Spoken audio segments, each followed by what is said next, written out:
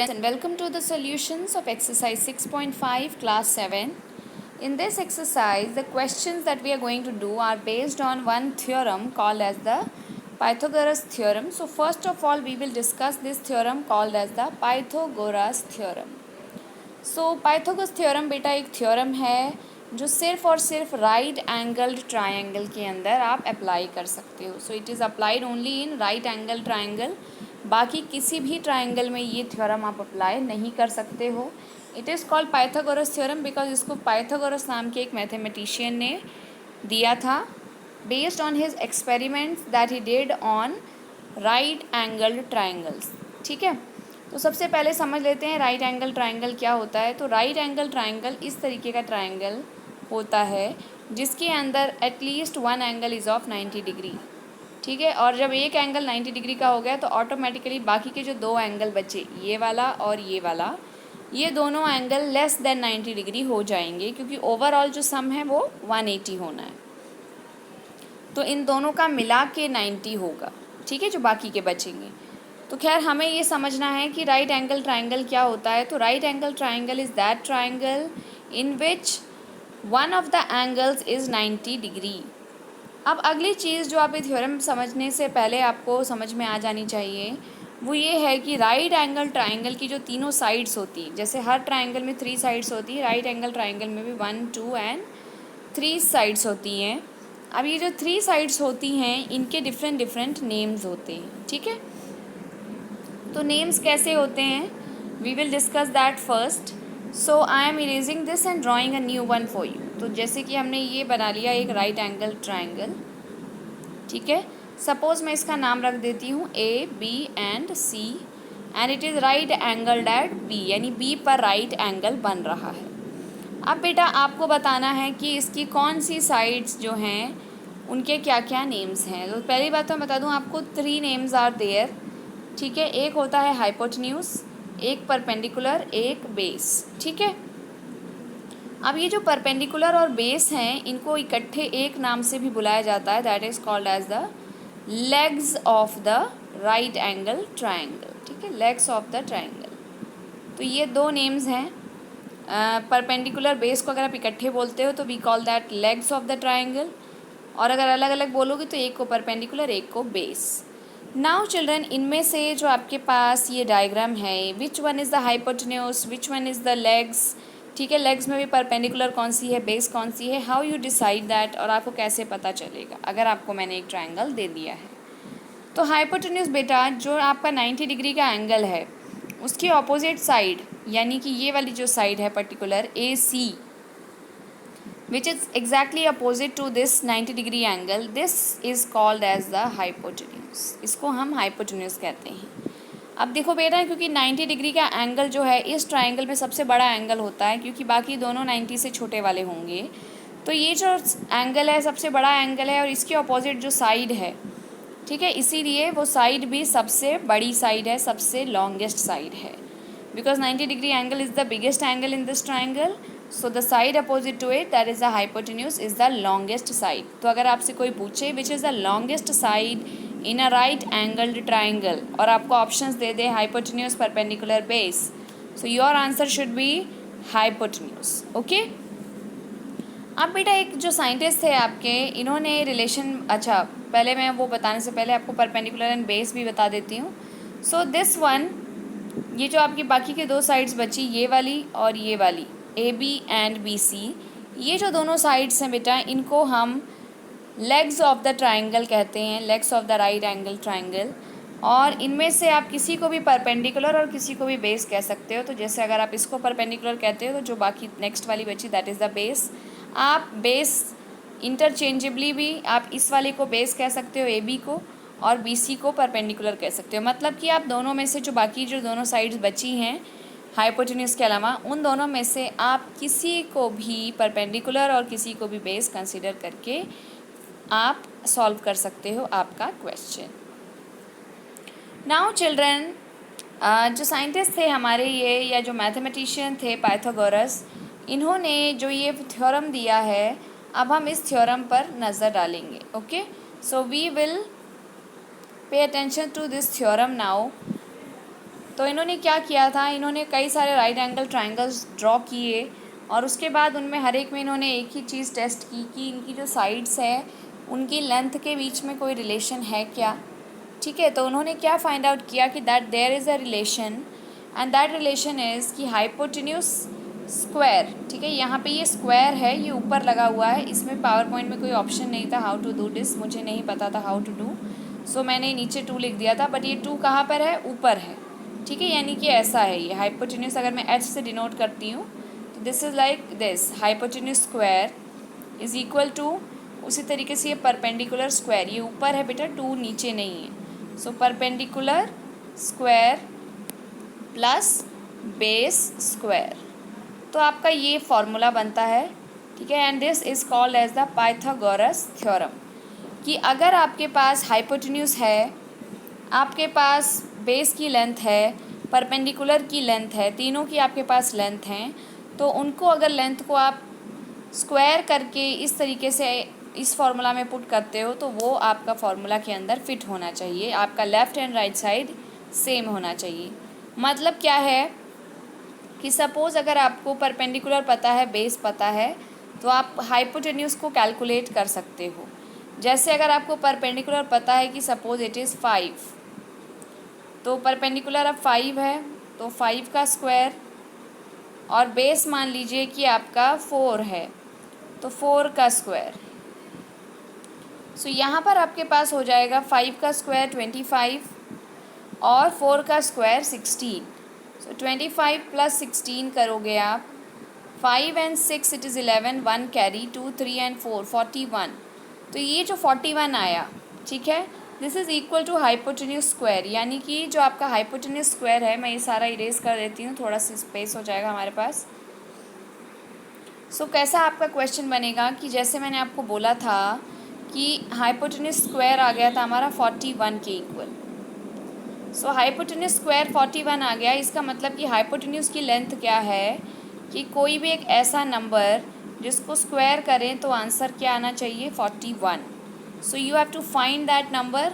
तो आपको क्या देखना है, 41। अब ऐसा कोई नंबर नहीं है जिसको 41 अगर मल्टीप्लाई करो सेम नंबर से तो 41 आएगा, जो कि सिंपल होल नंबर्स में आपको आ जाए, ये डेसिमल में आएगा।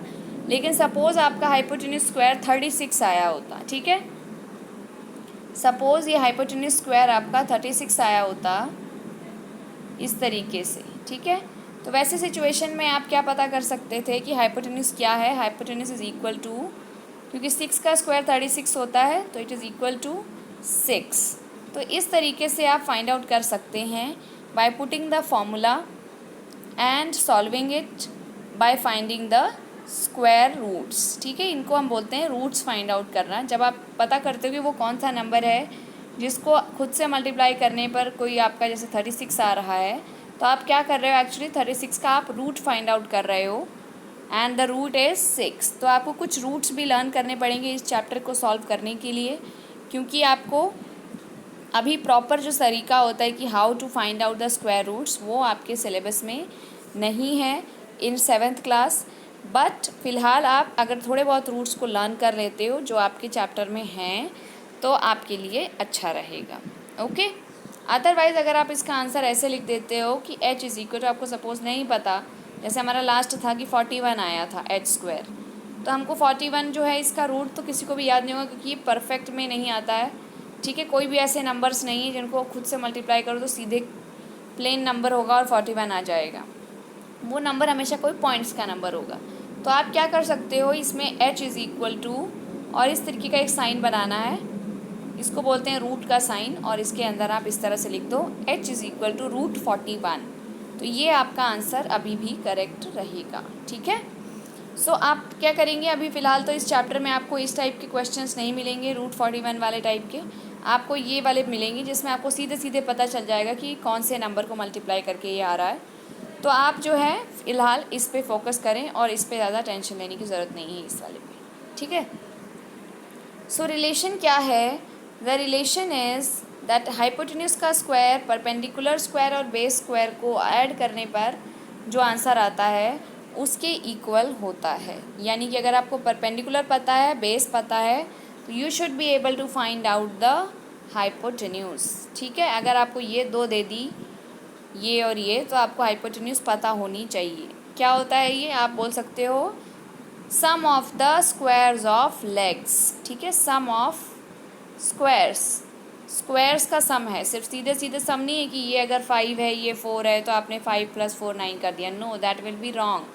आपको 5 का स्क्वायर करना है, 4 का स्क्वायर करना है, उसके बाद दोनों को ऐड करना है, वो आपका हाइपोटेन्यूज स्क्वायर के इक्वल होगा। और जब आपको हाइपोटेन्यूज निकालना है तो फिर आपको वो स्क्वायर जो है आपको देखना पड़ेगा कि किस नंबर का स्क्वायर है।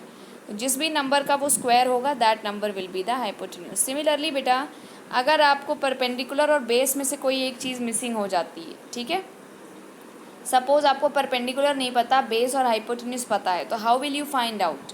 तो आप जैसे एक सिंपल इक्वेशन को मूव कर लेते हो, आपको परपेंडिकुलर पता नहीं है, बेस पता है, बेस को आप इस तरफ लेके चले जाओ, परपेंडिकुलर यहाँ पे आप ऐसे p² लिख लो, और यहाँ पर हाइपोटेन्यूज स्क्वायर है, और ये बेस स्क्वायर जब इधर लेफ्ट में आ जाएगा तो ये बेस स्क्वायर माइनस हो जाएगा।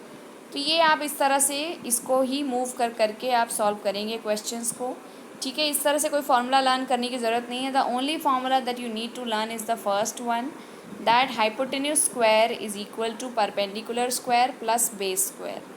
बाकी आपको जो वैल्यू पता होगी आप वो वैल्यू को लिखते हैं, और जो नहीं पता होगी उसकी जगह पे आप h² या p² या b² जो भी आपको नहीं पता है वो लिख कर, और जिस तरह से आप सिंपल इक्वेशन सॉल्व करते हो बाय ट्रांसपोजिंग, ठीक है, एक साइड से अगले साइड ले जाने के जो तरीका है आपका, बिल्कुल वैसे ही आप सॉल्व करेंगे। So this is the theorem. Now let us use the theorem to solve the exercises so that it becomes more clear to you. So the first question is PQR is a triangle right angled at P। PQR क्या है, एक triangle है जो right angled है P पर, यानी P पर right angle बन रहा है। जब ऐसा लिखा होता है राइट एंगल एट P, मतलब P पे राइट एंगल। अगर लिखा होता है राइट एंगल एट Q तो PQR ही ट्राइंगल है, लेकिन अब Q पे राइट एंगल बन जाता है। ठीक है, तो आपको ये ध्यान में रखना है कि क्वेश्चन में क्या लिखा है, कहाँ पे राइट एंगल बना हुआ है। अब यहाँ PQR में Q सेंटर में लिखा है, ज़्यादातर बच्चे क्या करते हैं कि सेंटर में जो लिखा है वही 90 डिग्री बना देते हैं। तो आपको यहाँ देखना है कि क्वेश्चन में अगर मेंशन्ड है राइट एंगल एट P, मतलब P ही सेंटर में होगा, यानी आपका राइट एंगल ट्राइंगल कुछ इस तरीके का बनेगा। ठीक है, इट विल बी लाइक कि P यहाँ पे बना दिया आपने, अब Q कहीं भी लिख दो और R कहीं भी लिख दो क्योंकि ट्राइंगल का नाम PQR है, लेकिन P तो आपका 90 डिग्री पर ही बनेगा। Okay, now if PQ is equal to 10 centimetre, PQ की आपको लेंथ दे दी कि PQ 10 है, 10 सेंटीमीटर, एंड PR की आपको value they the, PR this one it is 24 centimetre. आपको बोला है फाइंड आउट करो ये वाली साइड। अब बेटा साइड देखो ये किसके अपोजिट है, दिस साइड जो आपको फाइंड आउट करनी है QR, it is the hypotenuse, क्योंकि 90 डिग्री के एंगल के वहाँ पे है अपोजिट में। सो आपको हाइपोटेन्यूज फाइंड करनी है, आपको परपेंडिकुलर गिवन है, आपको बेस भी गिवन है। ठीक है, तो perpendicular is given, base is given, you just have to find the hypotenuse. आपको वही पूरा सीधे सिंपल फार्मूला लिखना है। पहले तो आप लिखोगे कि let us draw the rough sketch. आपने ये रफ स्केच बना लिया, नहीं भी लिखेंगे तो भी चलेगा, आपसे ड्राइंग कर दो, it is well understood. Now children you will write that by the rule of Pythagoras theorem या simply by Pythagoras theorem the hypotenuse square is equal to perpendicular square plus base square. तो hypotenuse आपकी है यहाँ पर QR, तो आपने लिख दिया QR स्क्वायर, क्योंकि ये सिंपल फार्मूला मैं लिख देती हूँ एक बार आपकी रेफरेंस के लिए, h² is equal to P² plus B², यानी hypotenuse square is equal to perpendicular square plus base square. तो अब हाइपोटेन्यूज की जगह QR है तो आप QR लिख देंगे, परपेंडिकुलर की जगह देखो यहाँ पे ये QP है या PQ, तो PQ स्क्वायर लिख दिया, और उसी तरीके से बेस की जगह पे PR है तो आपने PR लिख दिया। तो ये तीनों का स्क्वायर्स आपने लिख दिया। अब वैल्यूज़ पुट करेंगे, तो जो वैल्यूज़ आपको नहीं पता हैं वो आप नहीं पुट करोगे, जो पता है उनकी वैल्यूज़ आप पुट करोगे। तो जैसे QR आपको नहीं पता है तो you let it be QR square. PQ की आपको पता है तो PQ की वैल्यू 10 है तो आप यहाँ लिख दोगे 10 स्क्वायर, और 24 आपकी PR की वैल्यू है तो आपने वो भी यहाँ पर ऐसे लिख दी। Now in the next step आप दोनों को स्क्वायर करो। स्क्वायर करने का मतलब होता है खुद ही से मल्टीप्लाई करना किसी नंबर को। ठीक है, तो 10 स्क्वायर है तो 10 इंटू 10 करना है आपने, तो 10 का स्क्वायर हो गया 10 इंटू 10 यानी कि 100, उसी तरीके से आप 24 का स्क्वायर करो तो it is 24 into 24, answer will B 576। अब ये आ गया आपके पास, आप इन दोनों को प्लस करो। So Q R square is equal to 676, क्योंकि 100 प्लस 576 इज इक्वल टू 676। अब क्यू आर क्या होगा, क्यू आर विल बी, अभी क्यू आर स्क्वायर तो 676 के इक्वल है, आपको क्यू आर चाहिए, तो क्यू आर क्या होगा 676 का रूट। रूट मतलब कि एक ऐसा नंबर जिसको खुद ही से मल्टीप्लाई करो तो आंसर आपका 676 आए। तो ये नंबर आपका क्या है, दिस नंबर इज़ 26। अगर आप 26 को 26 से इंटू करो तो आंसर आता है 676। सो 676 का रूट है 26 and your answer will be Q R is equal to 26 centimetre. अब कई बच्चों को ये चीज़ आएगा माइंड के अंदर कि हमें कैसे पता चलेगा 26 को खुद से मल्टीप्लाई करो तो 676 आता है। ये तो हमको पता ही नहीं है, क्योंकि ये तो हम नॉर्मली मल्टीप्लिकेशन करते ही नहीं हैं, हम तो ज़्यादा से ज़्यादा 10 20 तक करते हैं। तो बेटा आपको क्या करना पड़ेगा, कुछ रूट्स जो आपके सिलेबस में, जैसे आपके चैप्टर में एक्सरसाइज में आ रहे हैं, आपको वो लर्न कर लेने हैं फ़िलहाल के टाइम में। बाकी एक तरीका भी होता है, बट तरीका जो है बहुत ही लेंदी होता है, आप चाहो तो आप उसको यूज़ कर सकते हो। I am telling you here also, ताकि आप देखो एक बार, अगर आपको समझ में आ जाता है तो ठीक है, अदरवाइज़ अगर आपको नहीं समझ में आता है तो आप लर्न कर लो, क्योंकि जिस आपका 7th क्लास में ऐसा कुछ नहीं है।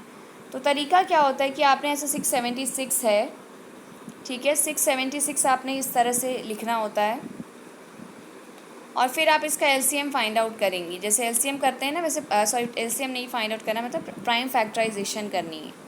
जब इसकी प्राइम फैक्टराइजेशन करोगे तो इट विल स्टार्ट विथ 2 2 3 ज़ा 6, ठीक है, फिर 2 3 ज़ा 6 16, 2 8 ज़ा 16, ये आ गया 338। 2 ऐसे कर करके आप बहुत बार इसको करोगे तो आपके पास ग्रुप्स बनाने हैं 2 2 के, ठीक है। जब आप ग्रुप बनाएंगे तो आपको पता चलेगा कि आपका जो आंसर आ रहा है दैट विल बी 26। तो इस तरीके से मैं इसको सॉल्व करती जाऊंगी। 2 1 ज़ा 2, 1 and 3 13, 2 6 ज़ा 12, 1 8 19, ये 169 आ गया, ठीक है। अब 169 अगर आप देखो तो आपको पता होता है कि 13 13 ज़ा 169 होता है, ठीक है, 13 की टेबल में आता है ये। 13 की टेबल तक का आपको याद होता है यूजुअली, तो 13 13 ज़ा 169 होता है, तो हम ये 13 लिख देंगे और किसी में वो नीचे आएगा नहीं आपका। अब लास्ट में 13 1 ज़ा 13। अब यहाँ पे देखो आपको क्या करना है, जो भी आपको एक जैसे वैल्यूज़ दिख रहे हैं, जो एक जैसे नंबर्स हैं, उनको आपने ग्रुप कर लेना है एक साथ में। तो जैसे 13 है तो 13 को 2 बार हैं 13, तो 2 वाले ग्रुप बन गया। उसी तरीके से 2 भी 2 बार आ गया तो 2 का भी एक ग्रुप बन जाएगा। अगर सपोज़ करो यहाँ पे 2 का एक और ग्रुप बन रहा होता, जैसे कि यहाँ नहीं बन रहा है, पर सपोज़ करो मान लो ऐसा होता कि यहाँ एक और 2 है, एक और 2 है, तो वो ग्रुप एक बन जाता, ठीक है। तो वो जो ग्रुप बनता है, ग्रुप में आपको क्या करना होता है, ग्रुप में आपको सिर्फ़ और सिर्फ उस वैल्यू को एक बार कंसिडर करना होता है, ठीक है। तो ऐसे ही ये पता किया जाता है। तो यहाँ पे जैसे एक ये जो 2 का एक ग्रुप बन गया, तो यानी कि एक बार 2 लिखेंगे, इसका क्या होगा 2 इंटू, और ये 13 का एक ग्रुप बन गया तो 13 को एक बार लिख देंगे। तो अब ये 2 into 13 this is equal to 26 and this is how आपको पता चला कि 676 को किस से मल्टीप्लाई करें तो आंसर दो खुद से मल्टीप्लाई करें, ऐसा कौन सा नंबर है कि आंसर 676 आ जाए। So this is how you can find the square roots also, ठीक है। स्क्वायर रूट अगर आप फाइंड आउट करना चाहते हो, आपको लर्न होने में प्रॉब्लम हो रही है, तो फिर आप इस तरीके से फाइंड आउट कर सकते हो। अगर आपको नहीं आ रहा है तो आप सिर्फ लर्न कर लो and you are good to go. So अब हम करते हैं नेक्स्ट क्वेश्चन। इसमें हमको पता चल गई हाइपोटेन्यूज की लेंथ 26 सेंटीमीटर। अब क्वेश्चन 2 देखो, A B C is a triangle. A B C एक ट्राइंगल है, राइट एंगल्ड एट सी, और राइट एंगल कहाँ बन रहा है, सी पे बन रहा है। तो सबसे पहले जैसे हमने पिछले में किया था, we have drawn the diagram, और सी पे हमने 90 डिग्री का एंगल ड्रॉ कर दिया है। अब बोला है कि if A B is equal to 25 centimetre, A B अगर 25 सेंटीमीटर है और ए सी 7 सेंटीमीटर है, फाइंड बी सी। सो ये आपका जो है ये है ए बी सी आपका ट्राइंगल है, राइट एंगल सी पे बना दिया हमने ये, ठीक है। और उसके बाद 25 सेंटीमीटर आपको ए बी की लेंथ बताई है और आपको 7 सेंटीमीटर ए सी की लेंथ बताई है। B C you need to find out. यहाँ पर अगर आप देखो तो 90 के अपोजिट कौन सी है, 25 सेंटीमीटर, यानी 25 सेंटीमीटर इज़ द हाइपोटेन्यूज। बाकी के दोनों साइड्स में आप किसी को भी परपेंडिकुलर किसी को भी बेस लिख लीजिए, ठीक है। तो ये आ गई आपके पास। अब क्या करना है, आपको सॉल्व करना है बाय पाइथागोरस थ्योरम, ठीक है। पाइथागोरस थ्योरम लिख दो। By the law of Pythagoras theorem hypotenuse square is equal to perpendicular square plus base square, यानी परपेंडिकुलर को स्क्वायर कर दो और बेस को स्क्वायर कर दो, फिर दोनों को प्लस कर दो, तो वो हाइपोटेन्यूज स्क्वायर के इक्वल आता है। अब हाइपोटेन्यूज क्योंकि ए बी है तो हमने लिख दिया ए बी स्क्वायर, बेस आपका बी सी है तो लिख दिया बी सी स्क्वायर, और परपेंडिकुलर ए सी है तो ए सी स्क्वायर। अब हम क्या करेंगे, वैल्यूज़ पुट करेंगे। जैसे मैंने आपको स्टार्टिंग में बताया था कि आपको कोई 2-4 फार्मूले नहीं लर्न करने हैं कि हर एक के लिए आप अलग अलग लर्न करते रहो। सिर्फ एक पाइथागोरस थ्योरम का फर्स्ट फार्मूला जो है आपका simple, hypotenuse square is equal to perpendicular square plus base square, आपको ये लर्न करना है। बाकी इसमें आप जैसे इक्वेशन सॉल्व करते हैं वैसे वैसे करते रहेंगे और आपका आंसर आता रहेगा। तो अब आगे आपके पास बेटा ए बी की जगह आपने 25 लिखना है तो 25 स्क्वायर, ए सी की जगह 7 है तो 7 स्क्वायर, और बी सी की जगह कुछ नहीं पता आपको तो बी सी स्क्वायर को एज इट इज़ लिख दो। अब जो जो वैल्यूज़ आपको पता हैं, चलिए पहले हम इसको सॉल्व कर लेते हैं। 25 ज़ा 625, 25 का स्क्वायर यानी 25 इंटू 25। ओके, ये चीज़ मैं बार बार बता रही हूँ क्योंकि आपको प्रॉब्लम क्या होती है, कई बच्चे इंटू 2 कर देते हैं। इंटू 2 नहीं करना है, 25 इंटू 25 यानी 25 का स्क्वायर, ठीक है। उसी तरीके से 7 का स्क्वायर किया तो 7 इंटू 7 49, और बी सी स्क्वायर का बी सी स्क्वायर। अब क्या करना है, जो वैल्यूज़ आपको पता है उसको एक तरफ कर दो, जो आपको बी सी स्क्वायर नहीं पता है उसको एक तरफ कर दो इक्वल टू के। सो हमने क्या किया, 49 को हम यहाँ से इस साइड में लेके चले गए, और इस तरीके से आपकी इक्वेशन बन गई B C square is equal to 625 minus 49। Minus 49 क्यों, क्योंकि 49 यहाँ पे बी सी के साथ ऐड हो रहा था, जब नेक्स्ट साइड में जाएगा तो माइनस हो जाएगा। माइनस करो, अब आंसर आ जाएगा B C square is equal to 576। Now next step में आपको क्या करना है, बी सी निकालना है। बी सी स्क्वायर तो 576 है, तो आप वो नंबर सोचो जिसका स्क्वायर 576 है, यानी कि ऐसा नंबर जिसको खुद से इंटू करने पर 576 आता है। तो ये तो आपका पिछले क्वेश्चन से मैच करता है। पिछले क्वेश्चन में आपको 24 दिया हुआ था, 24 का स्क्वायर किया था तो 576 आया था।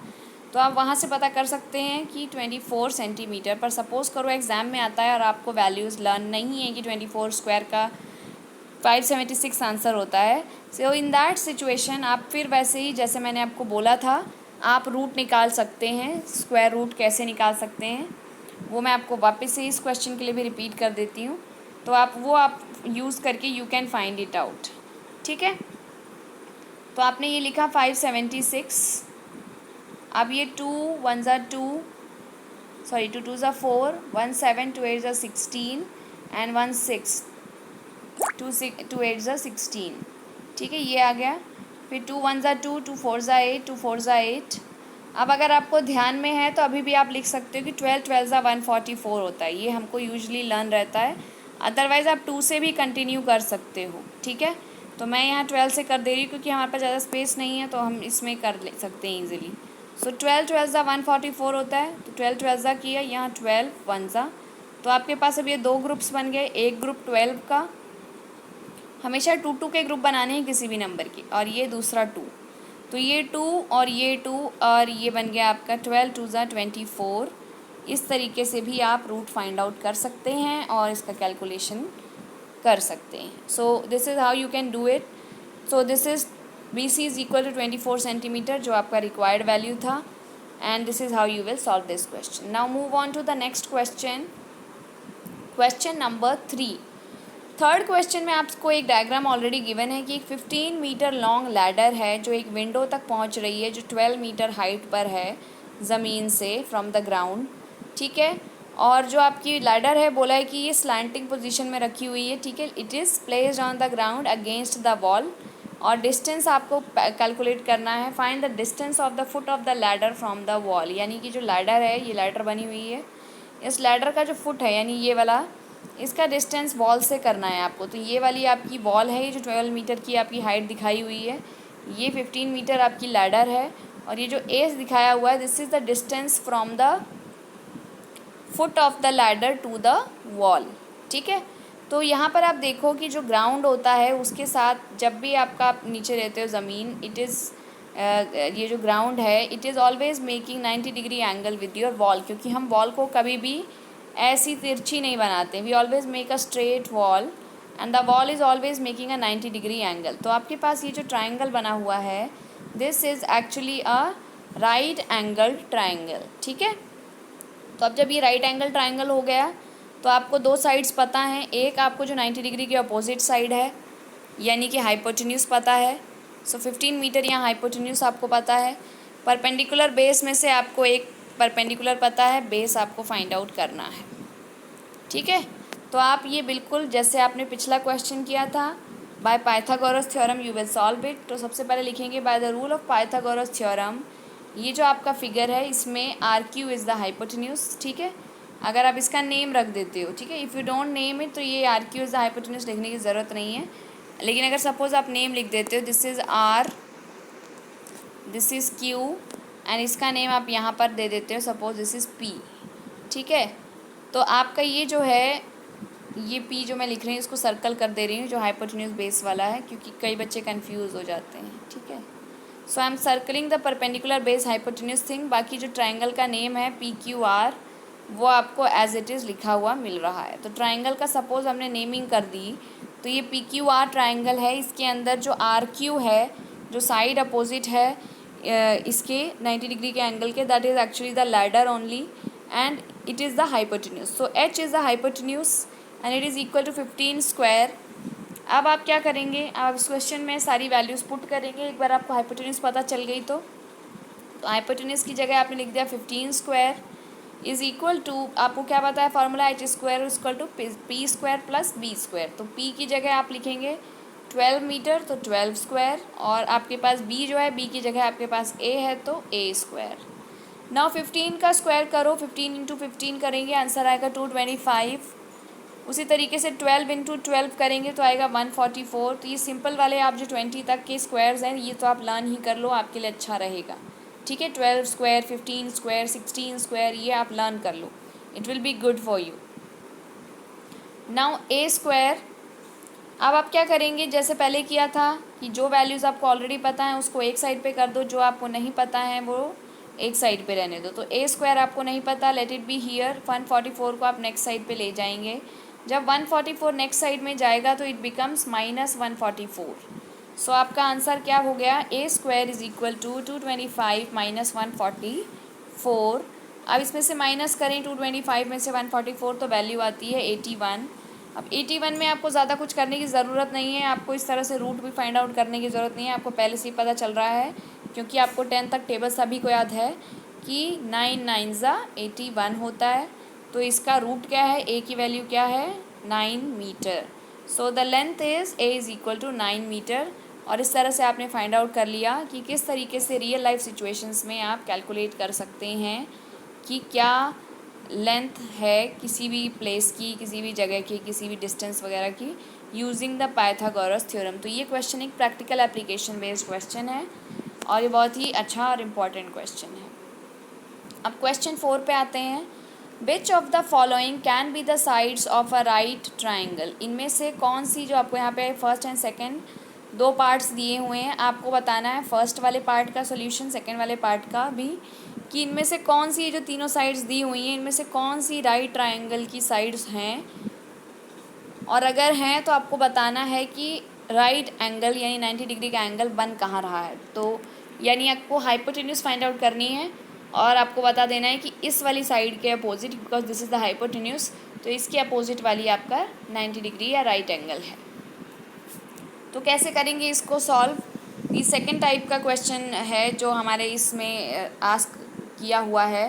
फर्स्ट वन वाज कि आपको परपेंडिकुलर बेस या हाइपोटेन्यूज में से दो चीज़ें दे देते हैं और थर्ड चीज़ आपको फाइंड आउट करनी है।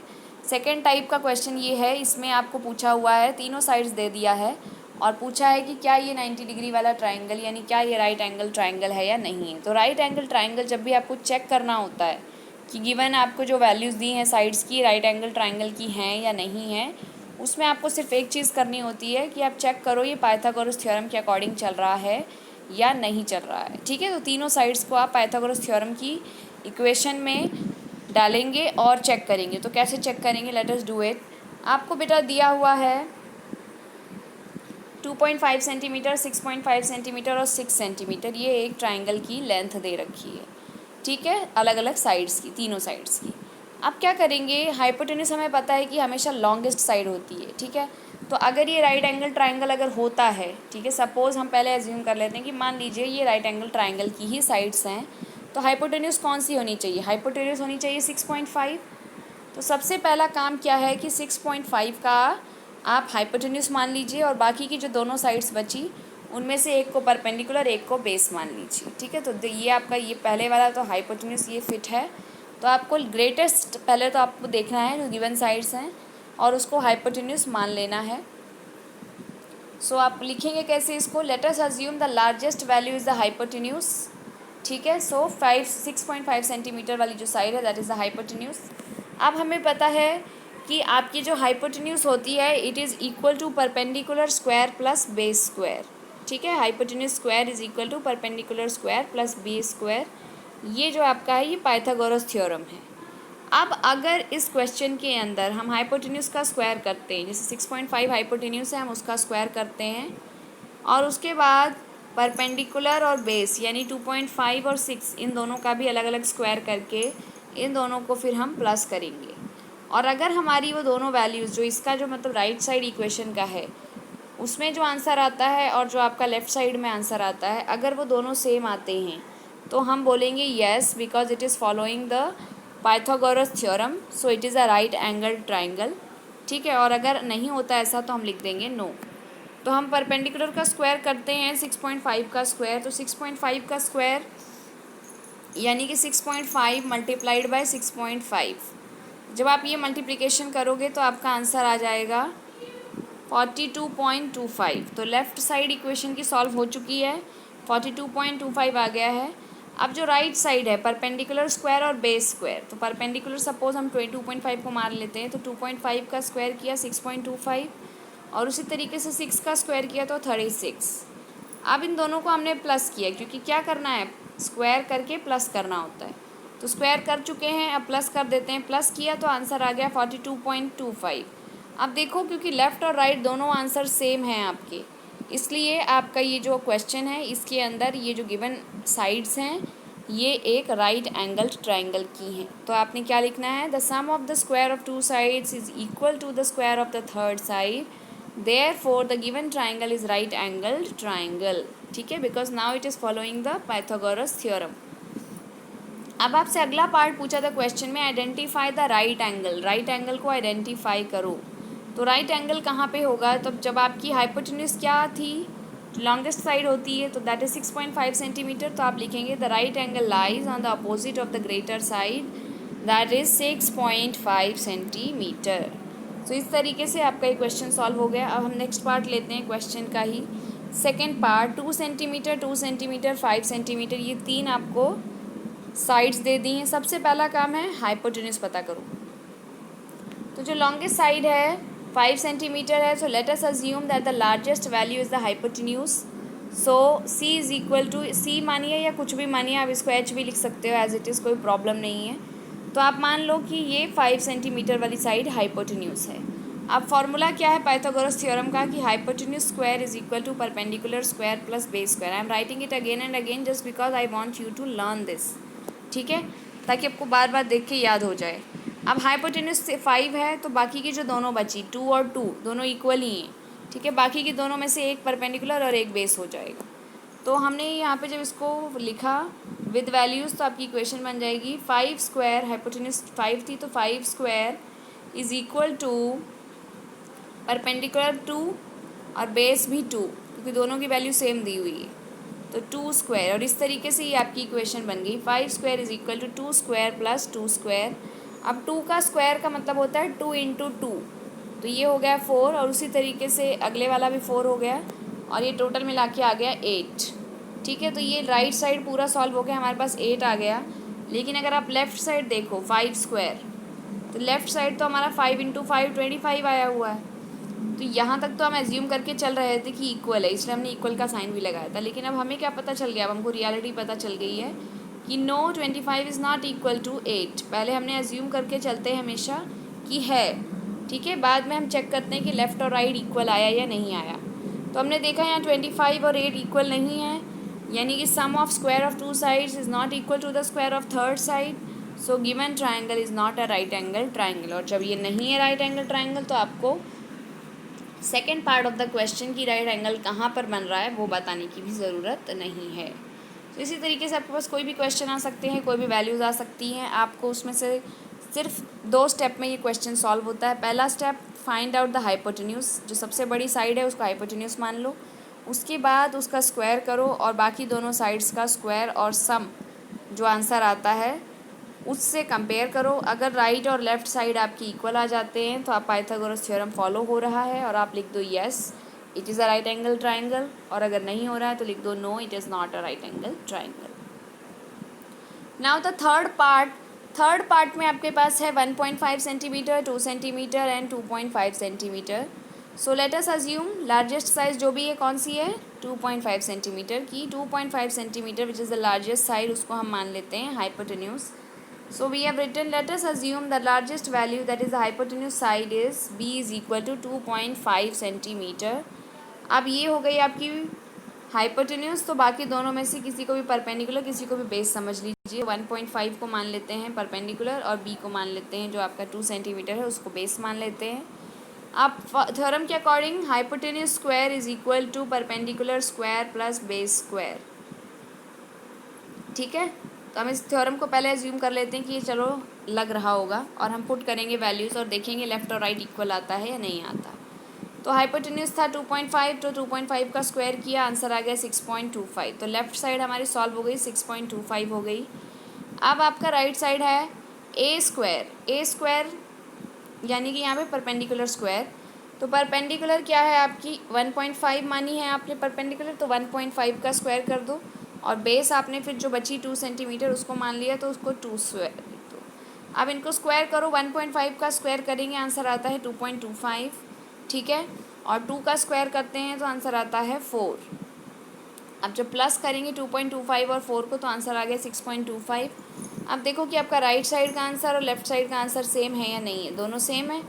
So the sum of square of 2 sides of triangle is equal to the square of the third side, ठीक है। जो दोनों साइड्स थी बाकी की परपेंडिकुलर और बेस, उनका सम जो है वो थर्ड साइड के इक्वल है। इसीलिए जो आपका गिवन ट्राइंगल है it is the right angle triangle. और अब आपको second part of the question solve करना है कि राइट एंगल बन कहाँ रहा है। तो क्योंकि 2.5 सेंटीमीटर इज़ द हाइपोटेन्यूज, सो आप लिख देंगे right angle lies on the opposite of the greater side that is the 2.5 centimetre, okay. So this was the question number 4। Now question number 5। Question 5 में बेटा आपको एक सिचुएशन दिया है, अ ट्री इज़ ब्रोकन, एक पेड़ था, ठीक है। पेड़ वैसे तो एकदम स्ट्रेट नहीं होता है बट वी अज्यूम, जब हम क्वेश्चन सॉल्व करते हैं तो हम उसको अज्यूम करते हैं कि बिल्कुल स्ट्रेट लाइन की तरह स्ट्रेट है, ठीक है। तो a tree is broken at a height of 5 metre, एक पेड़ है 5 मीटर की हाइट पर वो टूट गया, ठीक है, वहाँ से वो बेंड हो गया है। और वहाँ से जा कर के उसका जो टॉप है यानी पेड़ का जो है छत, मतलब पेड़ का जो वो है जहाँ पे लीफ लगे होते हैं, फोलिएज जो है उसका, वो जा कर के ग्राउंड को टच करता है। और जब वो ग्राउंड को टच करता है तो वो पूरे में 12 सेंटीमीटर का डिस्टेंस हो जाता है पेड़ के बेस ऑफ द ट्री से लेकर के उसके जो ग्राउंड में जहाँ वो पड़ा हुआ है उस पॉइंट तक, ठीक है। यानी कि ये पॉइंट सी जो मैंने शो किया था। सो आपने क्या करना है, आपको यहाँ बोला है find the original height of the tree. तो सबसे पहले आप डायग्राम बनाएंगे। तो आपके पास पेड़ था एक, तो मैं आपको एक यहाँ पे बना के दिखाती हूँ। जैसे कि ये पेड़ था, ठीक है, स्ट्रेट पेड़ बना लेते हैं। चलो, एक स्ट्रेट पेड़ था, इसकी कुछ लेंथ थी। उसके बाद ये यहाँ पे सपोज़ करो यहाँ तक 5 मीटर आता है। ये पेड़ यहाँ से टूट गया, अब ये ऊपर का पूरा ये आगे का पार्ट है इसके पास, ठीक है। तो अब ये 5 मीटर से टूट गया तो यहाँ से बेंड हो जाएगा ये, और बाकी का पार्ट जब ये टूट जाएगा तो ये इस तरीके से नीचे आ जाएगा, ज़मीन को ऐसे टच करने लगेगा। तो अब देखो ये बेस है पेड़ का और ये ज़मीन जहाँ पे ये इसका टच हो रहा है जाके, आपको बोला है कि बेस से लेकर के ये ज़मीन का जो पार्ट है यहाँ तक का डिस्टेंस फाइंड आउट करो। ये मतलब रियल सिचुएशन ऐसी होगी। अब इसको हम क्या करते हैं कि हम पेड़ को मान लेते हैं कि वो एक स्ट्रेट लाइन की तरीके का है, ठीक है। तो हम क्या करते हैं, डायग्राम बना लेते हैं ऐसा कि ये पेड़ था हमारा,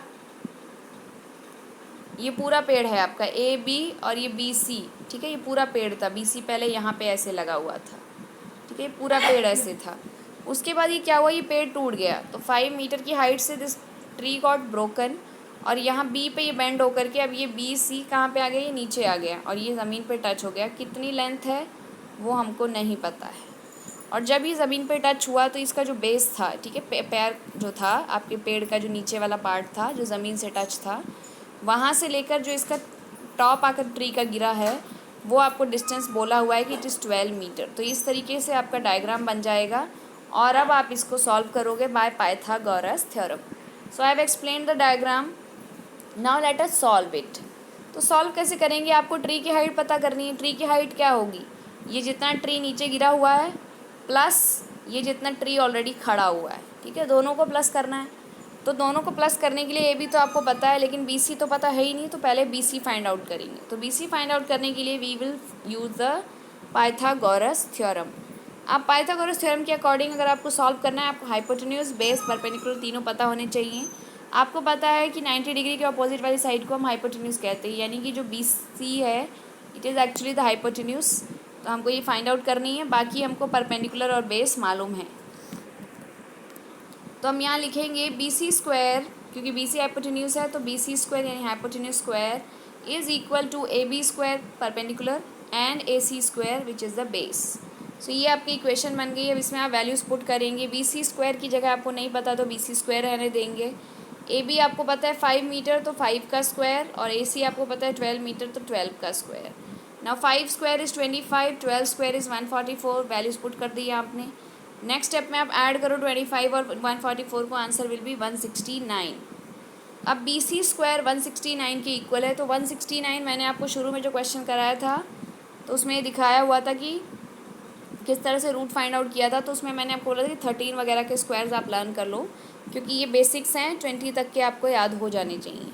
सो 13 जो 13 है, 13 का स्क्वायर होता है 169। 13 को खुद से मल्टीप्लाई करो तो आंसर 169 आता है। तो आपने क्या किया, बी सी की वैल्यू, जब बी सी स्क्वायर 169 है तो बी सी हो गया रूट ऑफ 169, और रूट क्या निकला 13 metre. So B C is equal to 13 metre. अब आपके पास बेटा बी सी की वैल्यू आ गई। अब आपसे पूछा था पूरे पेड़ की हाइट बताना है, original height of the tree. और मैंने आपको बताया था कि जितना टूटा हुआ पेड़ है यानी बी सी, और जितना खड़ा पेड़ है ए बी, ये दोनों मिलकर आपका पेड़ की लेंथ है। This is the height of the tree. So A B plus B C is the height of the tree. So A B की वैल्यू आप पुट करेंगे and it becomes 5, and B C you'll put 13 जो आपने अभी अभी find out किया है, and 5 plus 13 is 18 meters. So the height of the tree, or the original height of the tree, is 15 meter, and this is your answer. Now the next question, question number 6. Question 6 में आपसे बेटा पूछा है कि angles Q and R of a triangle PQR are 25 degree and 65 degree. तो यह diagram है, ठीक है। एक ट्राइंगल है आपके पास PQR, उसके अंदर 25 डिग्री और 65 डिग्री के आपको एंगल्स दिए रखे हैं, दो एंगल Q और एंगल R। और आपको बोला है कि अब ये जो तीनों इक्वेशंस दी हैं आपको नीचे, ये 1 2 3, इनमें से कौन सी इक्वेशन सही है। अब इस इक्वेशन को देख के आपके दिमाग में आ रहा है कि देखो ये पाइथागोरस थ्योरम जैसी इक्वेशन है, इसमें एक साइड का स्क्वायर बाकी दो साइड्स के स्क्वायर के इक्वल जैसा शो हो रहा है। तो ये इसमें पाइथागोरस थ्योरम लग रहा है, लेकिन अब हमको क्लियर नहीं है कि 90 डिग्री बन रहा है कि नहीं बन रहा है। तो सबसे पहले हम चेक करेंगे 90 डिग्री बन रहा है कहीं पे कि नहीं बन रहा है, ठीक है। तो सबसे पहले देखा हमने ये 25, ये 65। अब हमको पता है bye angle sum property of a triangle, ठीक है। एंगल सम प्रॉपर्टी क्या होती है ट्राइंगल की, कि जितने भी एंगल्स होते हैं ट्राइंगल के उनका सम 180 होता है। तो ये 25 है, ये 65 है, तो ये तीसरा एंगल क्या होगा, 25 प्लस 65 को 180 में से माइनस कर दो। तो 25 प्लस 65 आता है 90 degree. 90 degree plus this angle P, ठीक है, या आर पी क्यू भी लिख सकते हो, इज़ इक्वल टू 180 डिग्री। तो अब एंगल आर पी क्यू या सिंपली एंगल P आपको नहीं पता है। 25 और ये प्लस किया 90 आ गया। आप P की वैल्यू आ गई 180 माइनस 90 यानी कि 90 डिग्री। यानी आपने ये फाइंड आउट कर लिया कि पहली में तो फाइंड आउट कर लिया कि एंगल P जो है वो 90 डिग्री का है, और इसलिए आपका जो ट्राइंगल है वो राइट एंगल ट्राइंगल है। अब बेटा क्योंकि आपकी आदत है राइट एंगल ट्राइंगल को एक पर्टिकुलर तरीके से देखने की, तो इसलिए हम इस डायग्राम को अब क्या करेंगे, रीड्रॉ कर लेंगे। ठीक है, वी विल रीड्रॉ इट। कैसे रीड्रॉ करेंगे, इस तरीके से। अब जहाँ 90 डिग्री बन रहा है वो एंगल पी है, तो हम इस वाले को पी लिख देंगे। जहाँ पर 25 डिग्री बन रहा है उसको हम क्यू लिख देंगे, तो यहाँ 25 डिग्री हो गया ये। और जहाँ पर आपका तीसरा साइड है आर, वहाँ 65 बन रहा है, तो ये 65 वाला हम आर लिख देंगे। मतलब हमने इसी ट्राइंगल को रीड्रॉ कर दिया, we have redrawn this triangle. अब क्या करना है, रीड्रॉ मैंने जानबूझ के इसलिए करवाया है आपको, क्योंकि आपको हाइपोटेन्यूज, परपेंडिकुलर और बेस को एक पर्टिकुलर तरीके से देखने की हैबिट है, तो आप उसी तरीके से देखो और कंफ्यूज ना हो। ठीक है, अब 90 के अपोजिट जो साइड है वो ये वाली साइड है, Q R. Q R is the side which is opposite to 90 degree, तो दिस इज़ द हाइपोटेन्यूज। तो क्यू आर हाइपोटेन्यूज है। ठीक है, और आपकी इक्वेशन जो बनेगी इसकी तीनों साइड्स के रिलेशन वाली, वो क्या बनेगी, क्यू आर स्क्वायर, क्योंकि हाइपोटेन्यूज क्यू आर है, तो Q R square is equal to P Q square, बाकी की जो दोनों साइड्स हैं। ठीक है, P Q square plus P R square. तो इक्वेशन ये बन गई। ये इक्वेशन आपकी करेक्ट इक्वेशन है। अब तीनों इक्वेशन में से मैच करो किस वाली इक्वेशन के साथ ये मैच हो रही है। अब देखो इसमें पहले वाली में आर पी स्क्वायर लिखी हुई है हाइपोटेन्यूज। ठीक है, हाइपोटेन्यूज सिंगली लिखी होती है, परपेंडिकुलर बेस प्लस के फॉर्म में लिखे होते हैं। तो हाइपोटेन्यूज आर पी स्क्वायर लिखी है, तो आर पी तो नहीं है भाई, तो ये वाला फर्स्ट वाला ऑप्शन रॉन्ग है। सेकेंड ऑप्शन देखो, अब इसमें P Q square plus R P square is equal to Q R square, ये आपकी यही वाली इक्वेशन है। सिर्फ लिखने का तरीका क्या हो गया कि क्यू आर स्क्वायर को राइट में लिख दिया है, पी क्यू का पी क्यू नेम है, लेकिन आर पी लिख दिया है पी आर का नेम। ठीक है, तो पी आर और आर पी एक ही चीज़ के नेम है, तो इसका मतलब आपकी सेकेंड इक्वेशन है, इट इज़ करेक्ट इक्वेशन।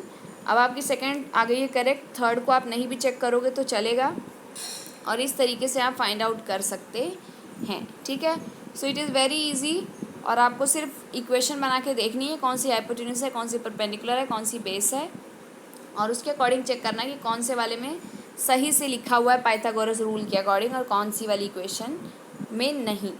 ठीक है, तो ये हो गया आपका क्वेश्चन 6। अब हम करते हैं question number 7। Find the perimeter of the rectangle whose length is 40 centimetre and diagonal is 41 centimetre. यानी आपको एक रेक्टेंगल बोला गया है जिसकी आपकी लेंथ 40 दिया हुआ है, लेकिन ब्रेड्थ आपको नहीं बताया है, डायगनल की लेंथ 41 दिया है, और आपको बोला है please find out the perimeter. तो पेरीमीटर सबसे पहले पता होना चाहिए क्या होता है। तो सबसे पहले हमने एक रेक्टेंगल बना लिया, A B C D name रख दिया उसका। सपोज़ लेंथ है ए बी, तो हमने उसको 40 कर लिया, और बी सी ब्रेड्थ है, हमको पता ही नहीं है, हमने उसको ब्लैंक छोड़ दिया। और डायगनल बना दिया। डायगनल होता है बेटा कोई भी दो वर्टिसेस जो अपोजिट वर्टिसेस हैं, ठीक है, अपोजिट में जो वर्टेक्स हैं, अपोजिट के जो किनारे होते हैं, जो कॉर्नर्स होते हैं, उनको जॉइन कर देते हैं, तो जो बनता है उसको हम डायगनल कहते हैं। तो डायगनल हो गया ए सी, और ए सी की वैल्यू हमने पुट कर दी 41, क्योंकि गिवन है कि डायगनल इज़ 41 सेंटीमीटर।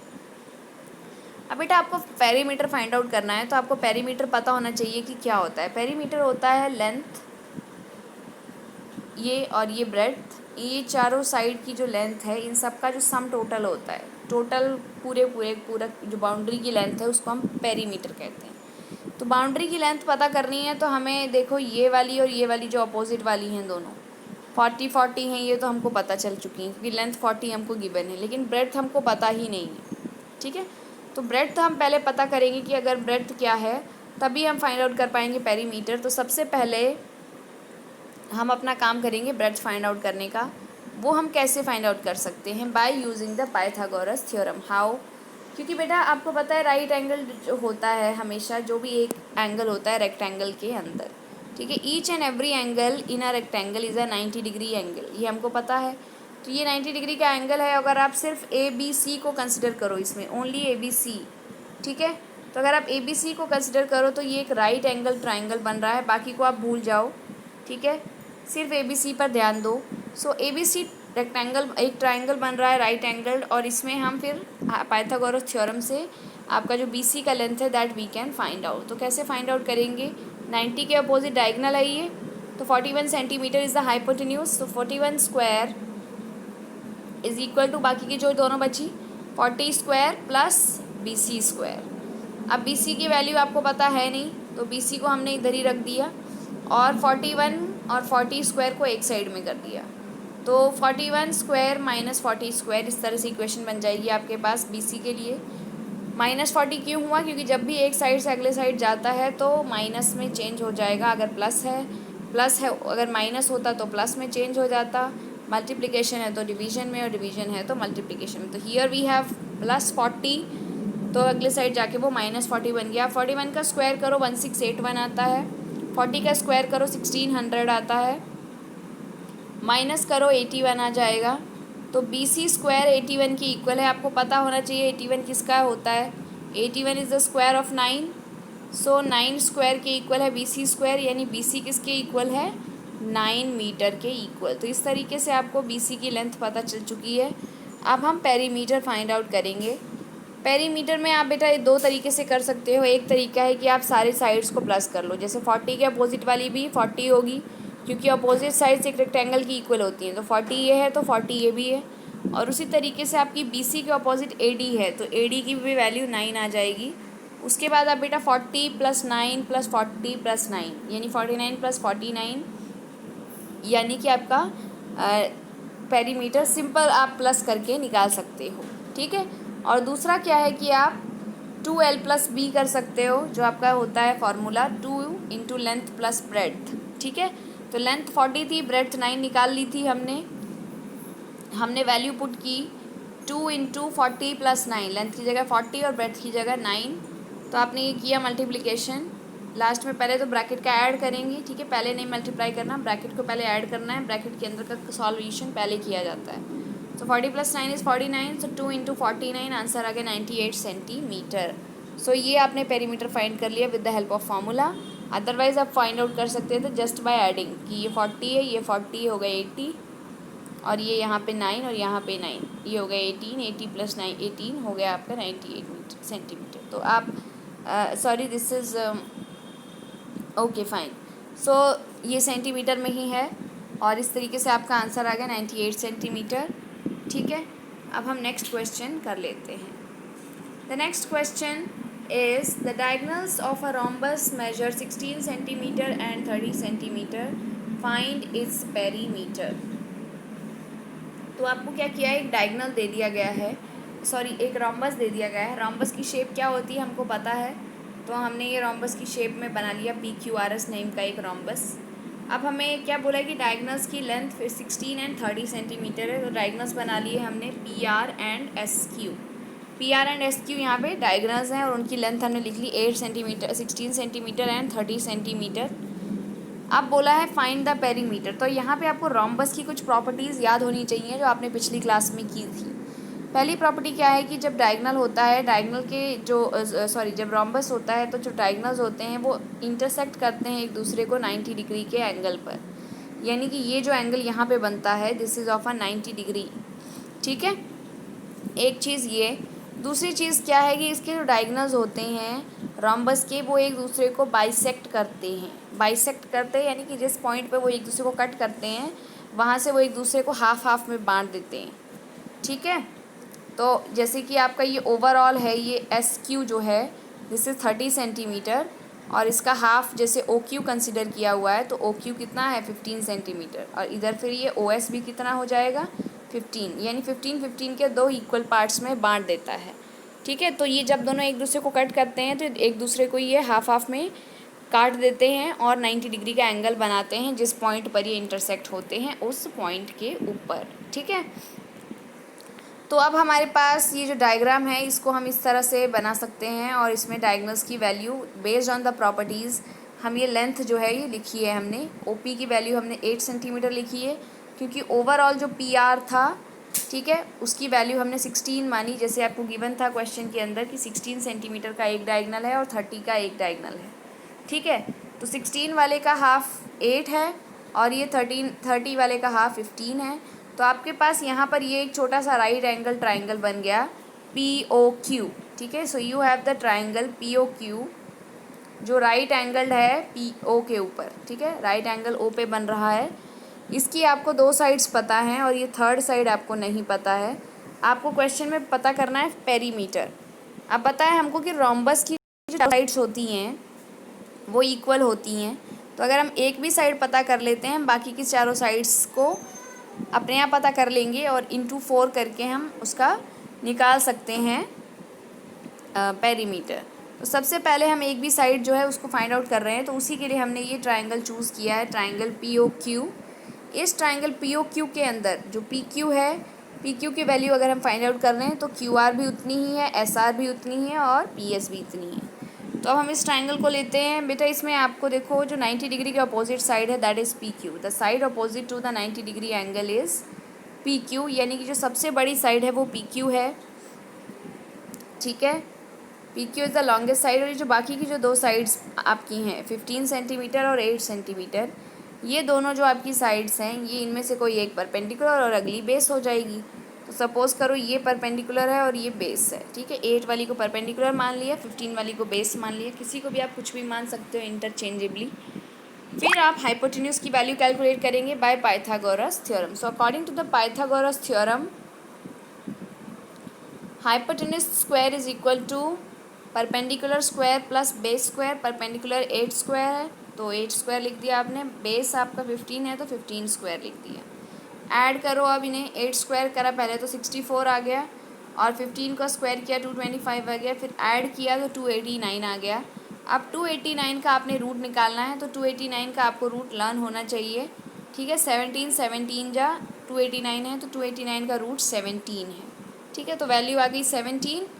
तो आपकी पी एस जो है, सॉरी जो आपकी ये साइड है, दिस साइड पी क्यू, ये यहाँ पे पी एस लिख दिया है by mistake. This is P Q not P S, ये पूरा आपका सही कर लेना। This is P Q. ठीक है, वैसे आप पी एस से भी करोगे तो सॉल्व हो जाएगा अगर आप ये वाला ट्राइंगल ले लेते हैं पी ओ एस। ठीक है, जैसे इसमें triangle P O S consider किया हुआ है हमने, लेकिन अगर आप इससे करोगे, जैसे मैंने आपको ट्राइंगल पी ओ क्यू बोला है, तो पी ओ क्यू में ये पी एस नहीं रहेगा बल्कि इसकी जगह पी क्यू आ जाएगा। आप कोई भी जो 4 ट्राइंगल्स बन रहे हैं इनमें से कोई भी एक triangle you can use to solve the question. ठीक है, अभी जब वैल्यू आपने फाइंड आउट की हर एक में, क्योंकि ये 8 है और ये 15 है, तो आप जिससे भी फाइंड आउट करोगे, जिस भी वाले ट्राइंगल से, in each and every triangle you will get the same answer. So your answer is 17 square. 17 square is 289, so answer is 17 centimetre. और ये हो गई आपकी पी क्यू पी एस, जो भी ट्राइंगल आपने कंसिडर किया है उसकी लेंथ। तो हमने यहाँ पे ट्राइंगल पी ओ एस नहीं बल्कि पी ओ क्यू लिया था, तो ये पी ओ क्यू के लिए है। ठीक है, पी ओ स्क्वायर प्लस ये एस ओ स्क्वायर नहीं होगा, P O square plus O Q square होगा। ठीक है, तो क्यू ओ स्क्वायर है ये। तो ये इस तरीके से आपका हो जाएगा। यहाँ पे सारा कुछ चेंजेस जो हैं आप पी ओ एस के अकॉर्डिंग भी सॉल्व कर सकते हो, वो भी करेक्ट है। ठीक है, तो इस तरीके से 17 सेंटीमीटर आ गई वैल्यू। तो अब आप इसका जो है पेरीमीटर कैसे फाइंड आउट करोगे, बाय मल्टीप्लाइंग बाय 4, क्योंकि आपको पता है रोम्बस का 4 जो फार्मूला होता है that is 4 into the length of one side. So 4 into side करेंगे, 4 इंटू 17 करो, योर आंसर इज़ 68 सेंटीमीटर। और आपको लिखना ऐसे है कि length of the side of rhombus is 17 centimetre, so perimeter is 4 into side of the rhombus is equal to 4 into 17 is equal to 68 centimeter, and therefore the perimeter of rhombus is 68 centimeter.